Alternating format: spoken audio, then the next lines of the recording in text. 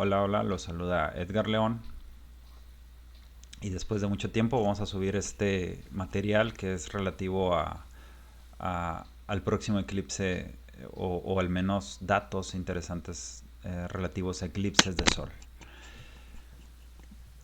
Hace ya tiempo que no subo material, han sucedido varias cosas. Un estudiante de maestría por titularse, otro ya titulado el año pasado, seguimos trabajando con ellos. Vino un premio Nobel en el año pasado, 2023, ya en diciembre, al finalizar el año. También tuvimos la publicación reciente de un par de artículos. Estaré hablando sobre eso, así es que no se pierdan y sobre todo si les interesa la relatividad, esténse pendientes porque voy a subir sobre eso un poco porque es un tema que considero importante, el tema de coordenadas, qué papel juegan en la relatividad. Y también voy a subir un poco de material. Espero que les pueda servir de apoyo a los jóvenes que van a hacer verano científico con un servidor. Entonces vamos a ir directamente a lo que es la presentación y, y está basada en una plática que di a la Asociación de Cronistas de México, si no recuerdo mal, ¿no? Entonces se llamaba Pasado, Presente y Futuro de los Eclipses Solares. Vamos a comenzar hablando de que los próximos eclipses, muchos de ellos no son totales y que además también es difícil tenerlos cercanos a tu región, digamos, a pesar de que ocurren más o menos frecuentemente. ¿Cómo sucede un eclipse? Pues un eclipse se presenta cuando un objeto se pone detrás de otro, en particular que va a cubrir la luz del sol, sea la luna a la Tierra causándole sombra, o lo que es la luna teniendo una sombra causada por la Tierra, que es cuando está del otro lado. Vamos a enfocarnos en los eclipses solares. Unos de ellos pueden ser anulares, cuando la luna cubre por completo al sol, o pueden ser parciales cuando ni siquiera alcanza a pasar la totalidad de la luna a través pues de la figura que tiene el sol con respecto a nosotros, y cuando sí la alcanza a cubrir se llama un eclipse total. Como vamos a ver, hay una franja que se le llama franja de totalidad. Hay varias causas que podemos dar de por qué suceden los eclipses, pero una de ellas es el simple hecho de que también suceden las fases lunares. Cuando tenemos nosotros luna nueva, la luna anda pegadita al sol, pero no todo el tiempo coincide como para alcanzar a cubrirle su luz. Y viceversa, cuando la luna es llena, si ustedes se fijan, cuando el sol tiene un rato de haberse puesto en el horizonte por el oeste, la luna llena sale en todo su esplendor pues por el este, precisamente porque están opuestos. Entonces, ¿cuándo se dan los eclipses de luna? Cuando existe luna llena, y los de sol cuando existe luna nueva. Pero ¿por qué no todo el tiempo tenemos eclipses? ¿O por qué no cada 28 días tenemos eclipses? Pues es por el hecho de que no coincide por completo la órbita de la Tierra alrededor del Sol con la órbita de la Luna. La Luna, pues hay muchas cosas interesantes. Probablemente estamos aquí gracias a la Luna, de hecho, porque ese objeto que golpeó la Tierra y que causó una inclinación de ciertos grados con respecto a la que le llamamos la eclíptica, pues permite la sucesión de las estaciones del año y flujos termodinámicos que seguramente tuvieron que ver con que hayamos evolucionado. Es decir, la luna es súper importante para nosotros.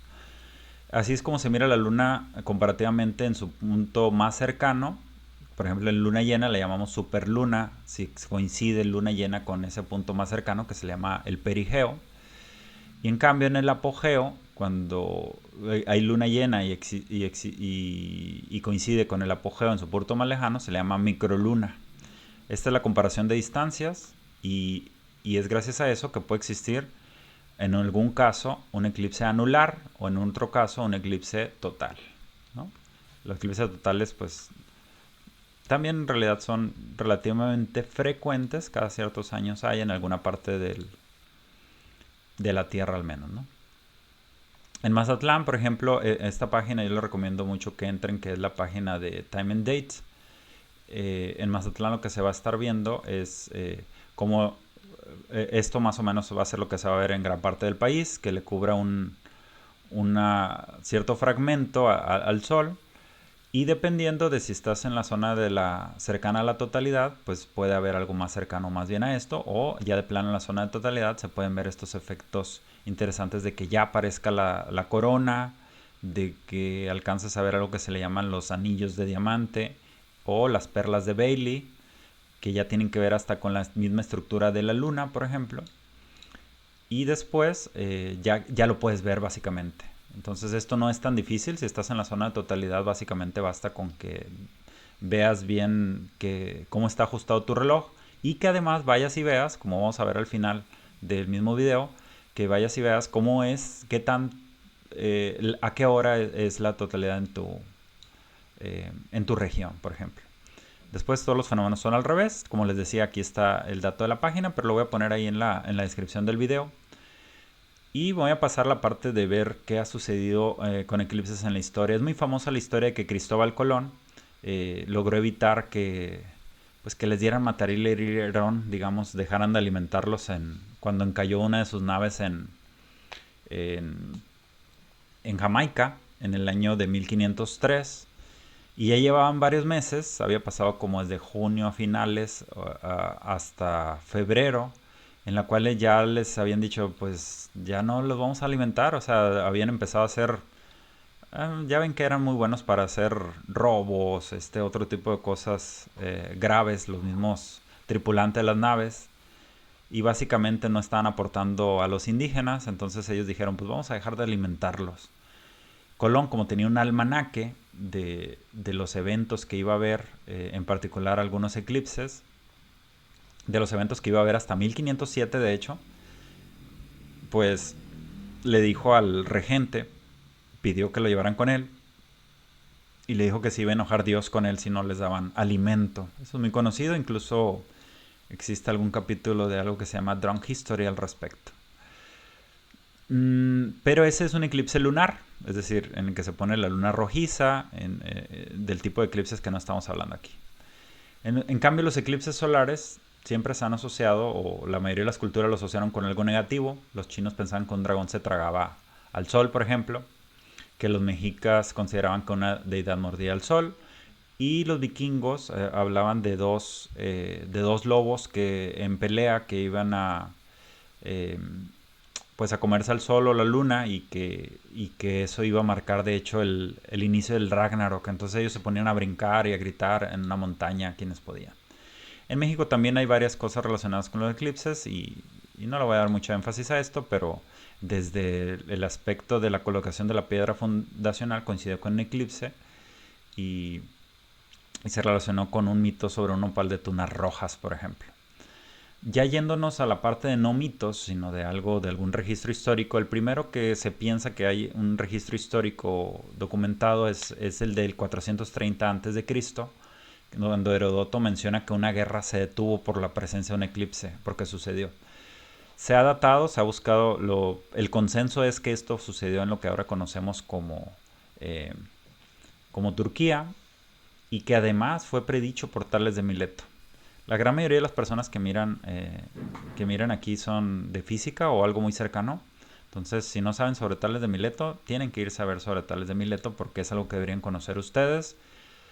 También sobre los eclipses, si tienen interés de coincidencias, de cuándo son similares, pues también tienen que ir a ver algo que se llama el ciclo de Saros, y cómo cada 18 años puede haber cierta coincidencia entre dos eclipses, por ejemplo.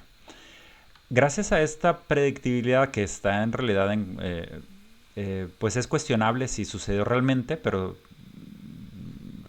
si me preguntan a mí, yo confío mucho en Tales de Mileto, porque las cosas que hizo eran impresionantes para su tiempo, así es que yo le doy un poco la razón a Asimov, que le llamó a eso el nacimiento de la ciencia, de hecho, por poder predecir cosas. Ha habido otros que ya se han asociado más bien con las coronas solares, la descripción de que existe una corona solar, por ejemplo. Aquí esto se mira de hecho claramente en esta primera imagen de 1851, en la cual existe lo que le llaman la primera expedición para un eclipse. Si fijan, estos tiempos pues ya son muy posteriores a Tales de Mileto, pero estos eran básicamente a simple vista. Y mientras que este de 1724, que también habla de una descripción de la corona del Sol, es decir, estas cosas que tenemos alrededor del Sol, pues ya estaba siendo más documentada. En cambio, en 1851 les decía que esto se hace con un daguerrotipo, esta imagen, en Rusia, en lo que se llama Königsberg, o lo que es actual Rusia, pero que en ese tiempo era Prusia, más bien asociada pues al Imperio Alemán. En 1868 se da uno importante que tiene que ver con el descubrimiento del helio. Como sabemos, existe lo que se llama una huella digital para cada elemento, descubrimiento que hizo Fraunhofer en el a inicios del siglo XIX. Y cuando encontraron unas cosas que no podían saber, que no encontraron de qué era, lo bautizaron como helio porque provenía del Sol. Entonces, el descubrimiento del helio se hace en 1868 por un eclipse, no se hace en la Tierra, y el helio es el segundo elemento más abundante del universo. Mendeleev, de hecho, poco después hizo lo que es su tabla periódica de los elementos. A él mismo se le ocurrió irse a un globito, subirse más de 3 kilómetros e ir a observar el eclipse. Pero el eclipse, desde el punto de vista científico más importante, desde mi punto de vista, es el eclipse de 1919, que se le llama el eclipse de Eddington. Cuando Einstein describe la gravedad como una curvatura del espacio-tiempo, uno de los efectos que dice que debe observarse y con el ángulo adecuado es que una estrella que esté en cierto lugar manda su luz y como sabes su posición cuando hay oscuridad, es decir, 6 meses antes, por ejemplo, sabes cuál es la posición de esa estrella, cuando su luz pasa muy rasante al Sol, cuando la Tierra está durante un eclipse, observa la luz, el efecto curvatura de luz, lo que tiene es que lo estás viendo como si estuviera en otra posición más alejada. Entonces, es decir, él dijo que eso iba a comprobar su teoría o no. De hecho, a ese evento le llamó Paul Johnson en un libro que se llama Tiempos Modernos, que trataba de recopilar desde inicios del siglo XX hasta el 80 y después lo actualizó a los 90, que él dice que el mundo moderno comenzó en ese eclipse, cuando las fotografías del eclipse solar confirmaron la veracidad de una nueva teoría sobre el universo. De hecho, si recordamos también, pues a Einstein lo nombraron el personaje del siglo en diciembre de 1999 en Time, precisamente porque eso, el tipo de trabajos que hizo, pues cambiaron la visión del universo de distintas formas, incluida la cuántica, etc. Estos son los dos lugares en los que se vio, en Sobral, Brasil, y en Puerto Príncipe. Son los elegidos por Eddington, que era pues el astrónomo del momento en ese tiempo. Pero una de las cosas que se dice es que él cuchareó datos. Lo que le llamamos cucharear datos es básicamente escoger las cosas que funcionan para lo que quieres demostrar y desechar los que no. Pero ese cuchareo de datos ya fue después corroborado de todas maneras que sí existía yo pienso que sí existió una cosa de eliminación de datos que no quería en su estudio. Pero esto de todas maneras fue confirmado poco después en Australia. En el eclipse esto ya fueron tomados con mejor precisión. Ha habido otro tipo de cosas, ¿no? Es decir, o sea, se siguió estudiando en eclipses qué sucedía con la corona. Se extendió la totalidad en un vuelo, en un Concorde, esos aviones que ya están en desuso, pero que alcanzaban un máximo posible de 2.5 Mach o 2.5 veces la velocidad del sonido como máximo. Y aquí les recuerdo que existió ya un eclipse en México muy importante o muy recordado por nosotros. Yo tenía unos 10 años. El eclipse del 91 pasó su totalidad pasó por Nayarit. Acá yo recuerdo haberlo visto como que se puso rojizo las cosas que yo veía, más oscuro pues.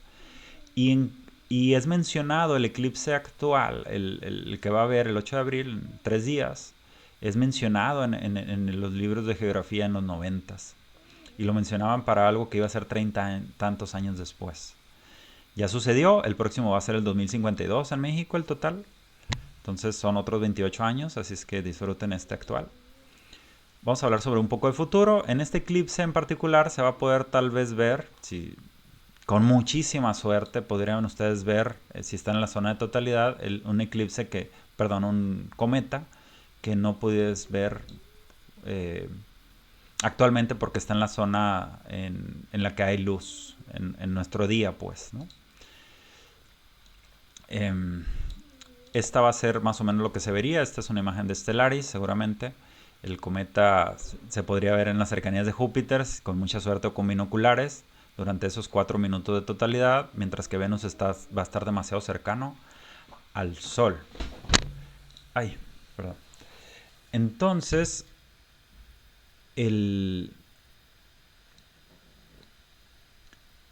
los próximos 10 eclipses decíamos que eran estos, pero fíjense que aquí puse una imagen que tomé de la NASA más bien, de la página de la NASA, y aquí menciona del 2021 al 2040 cuáles va a haber en el mundo. Los azules son los totales, este es el próximo, pues, del 28, del 8 de abril. Y es hasta el 2056 que se vuelve a dar uno de estos azulitos, uno de los totales. Mientras que el otro, el 2052 ese, y el 2056 uno parcial. Perdón, uno anular se va a poder ver. Ya de nuevo aquí cercano a Sinaloa. Y yéndolo ya muy lejano en el tiempo, recuerden que aquí esta plática se llamaba pasado, presente y futuro de los eclipses. La luna antes se veía mucho más grande, hace 3.900 millones de años, por ejemplo, así era. Entonces los eclipses podían ser muy frecuentes y en cambio se va alejando la luna. Por ejemplo, se va alejando más o menos 3.8 centímetros cada año y por lo tanto va a llegar un momento en que la luna ya no va a poder cubrir por completo al sol. Entonces, de tal manera que si se hace si se mira la extrapolación, tendrían que pasar más de 600 millones de años para que ya no pueda cubrir por completo al sol, de manera que no haya eclipses totales del sol. Excepto porque va a haber aparentemente unos periodos de inestabilidad, de tal manera que sí pudieran sucederse eclipses, pero ya con toda seguridad el último eclipse sería más de 1.200 millones de años después de ahora. Con eso vamos a concluir. Ahí están una serie de datos que ustedes pueden usar para, pues como información a conocidos. Espero que les haya sido de utilidad o de agrado. Y voy a terminar comentando que ustedes pueden informarse tanto de datos históricos como anécdotas o qué es lo que está sucediendo en el fenómeno en las páginas que ya les dije que voy a poner en la descripción. Una de ellas es esta página que se llama de Time and Dates, como ya lo dije antes, pero también hay otra página que voy a poner que ustedes podrían hacer zoom en ella, por ejemplo, y déjame ver si puedo ponerla por aquí. Déjame a ver si sale. Vamos a ponerla así más en grande, que nos cubra todo. Y vamos a ver si... Por ejemplo, esa página que es de nso.edu, ustedes pueden ir a visualizar lo que ocurre en su región, ¿no? Entonces ustedes pueden ponerle fácilmente, por ejemplo, vamos a aprovechar que esto es touch. Pueden ir a poner algún lugar, el que quieran, en donde se encuentren. Digamos que se encuentran en alguna zona de... Pueden hacerle zoom y pueden ver qué tanto tienen ustedes